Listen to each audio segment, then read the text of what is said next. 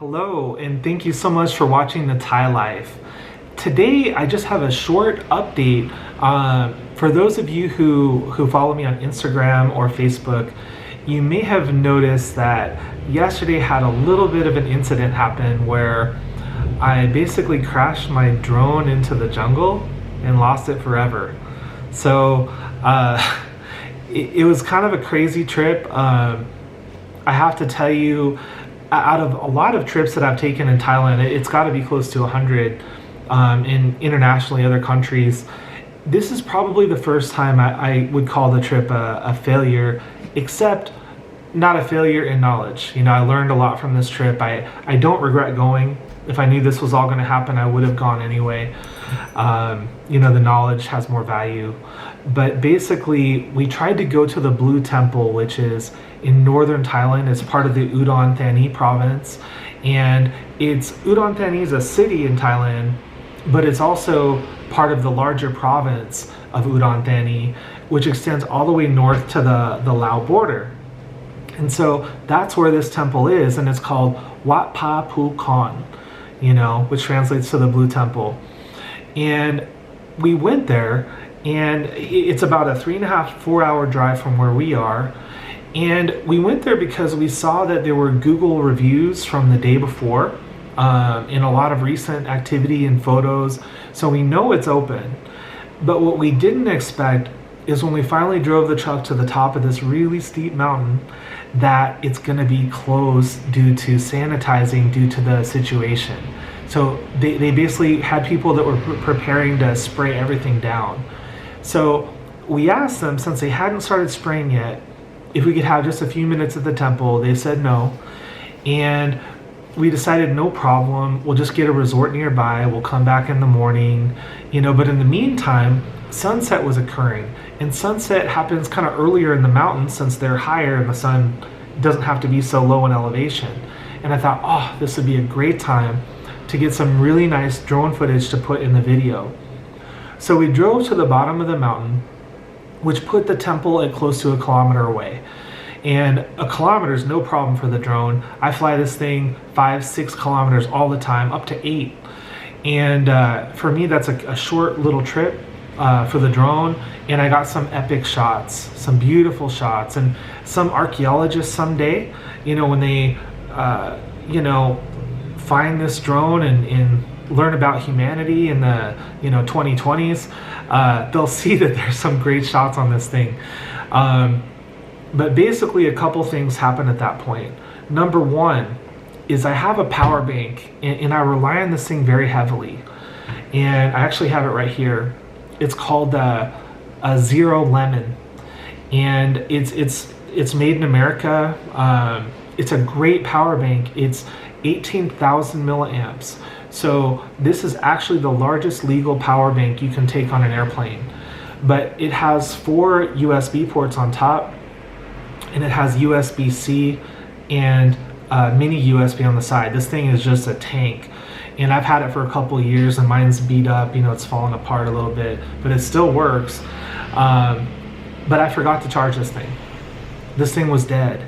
So the charger in my truck doesn't work well. It'll take 2 days to charge my iPhone, which is a little bit older. It's like a iPhone 7, you know? So basically, I trace everything back to this. If this would have been charged, I'd have a drone right now. Just saying. So preparation is the key. But what happened was, in trying to, the wind picked up my drone, which is basically a videography drone. They're designed to stay stable. Normally, you know, they can stay stable without a whole lot of effort, but when the wind picks up, they, you know, I've actually tried to pull it down when it thinks that the wind is taking it, when I'm just trying to grab it, and it's hard to pull down. It's really strong, and it's fighting that wind, and it's using up the battery very fast. And all of a sudden, my phone dies. Well, okay, fine. There's an emergency come home button, so I push it. But quickly, that battery goes from 20 to 10%. At 10%, it tries to land no matter what. It tries to land even if it's in the middle of the ocean. It doesn't care. So it starts descending, and I'm just basically trying to control it to not descend. I don't want it in the jungle and in the trees. And the thing keeps coming down no matter what I do. I'm trying to get it closer to me. I can no longer see where it is. Basically my screen is blank. It doesn't work. So the only indicator I have is on the control, which says how many feet away the drone is. And basically the number was getting smaller, so I'm as fast as I can making that number smaller. And all of a sudden that battery is 3, 2, 1%. I'm like, I can't see it. The number, it goes down to like 200 feet away, and then it goes up 300, 3, 4, 5. And I try to guess where to turn it to next, and I can't see it. I'm looking up for it. And Angoon's in the car with the air conditioner on, but she's worried too. And I'm like, I don't know how I'm gonna get it back this time, And all of a sudden, I lost contact. Completely lost contact with the drone. So there's an app on the phone. Basically it's DJI has this thing called Find My Drone. So I'll try to get this to focus. And so I can see like the last known location of the drone. So, and it happens that that's in the jungle, about 300 or so meters into the jungle. 300 meters doesn't sound like a lot, but when I drove up to the elevation of the mountain, it's super old growth. It is like, it took me, I put on my motorcycle jacket, which is armored a little bit. I put on my gym shoes instead of my sandals, and it took me 10 minutes almost just to break my way into the jungle. Through thorns. I'm actually, even last night I was still finding thorns in my legs and stuff that I didn't even know were there. And this jungle was the densest, oldest, craziest, muddiest, 6 foot tall anthills. I don't know what kind of creatures are in here. I had all those primal feelings, but I thought, I just have to try to get my drone. The thing is like $1,000. The memory card is like almost $100. This is extreme large memory card. I've got a polarizing filter on it that's like $50. I have to try, and I went into the forest, and it's a bamboo forest. And as you look up, it's about 60 feet high of bamboo that's broken, tangled together. There's vegetation on top of that. So it's not just a soft leaf canopy, it's a hard canopy with bamboo.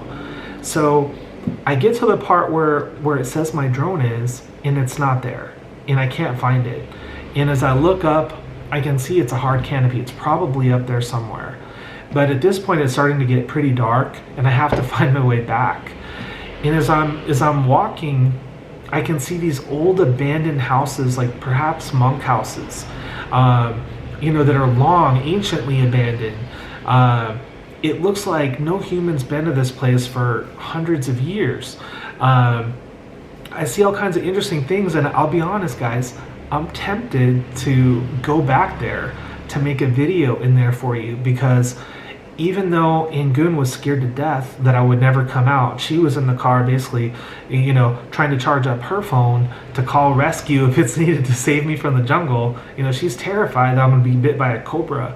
But I kind of want to show you guys. It was a terrible experience, but I find myself wanting to go back. I don't know why. So as far as the temple goes, after losing the drone, we decided that, this trip will be a complete loss if we don't at least get to see the Blue Temple and make a video and have a nice time. So we went to go get a resort nearby, and it turns out of every town in Thailand, Chiang Mai is open 100%, hotels and everything have been open forever. Chiang Mai, Phuket, Bangkok, every major city, including Udon Thani, which is the same province, is open. The hotels are open. The one leader of this little town called an Ampo decided to keep everything closed. So when we pulled into a resort, they looked at us like we were crazy. Like, what are you freaking foreigners doing here? Are you insane? Don't you know there's a pandemic going on? Like, in Angoon's basically telling them, like, things have been back to normal for a while here. You didn't know? Because this place is so isolated that it's almost like they don't know. So basically, we couldn't stay there. And we kept looking for resorts, and we realized we're getting hours away from where we are. And pretty soon we have a curfew still at 11 o'clock. We have to decide if we're now going to sleep in the truck or try to make it back to Chunpei, which is where we live. And we decided we're just going to go back to Chunpei, and it was torrential downpour. It was just a terrible. All right, so here's what we learned from this trip. First of all, I'm going to say we're going to go back. We're going to have a great trip. I'm not going to try to find the drone anymore. It's over. But I want to go back there because I don't want to leave something unsuccessful that I'm doing. So get ready for the Blue Temple video coming soon, okay? But what I learned from this was I should have called the temple ahead.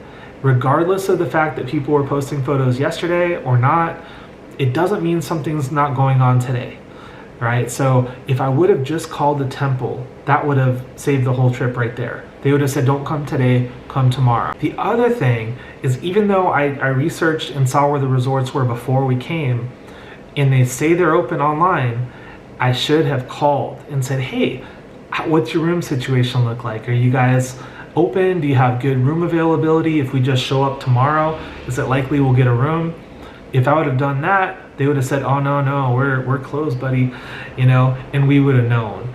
So those are the two things. I'm big on telling you, figure it out when you get there, but it's always good to have preparation, and part of the reason I say figure it out when you get there is that I've had so many trips where I book ahead of time, like in Bangkok or even in Seoul, Korea.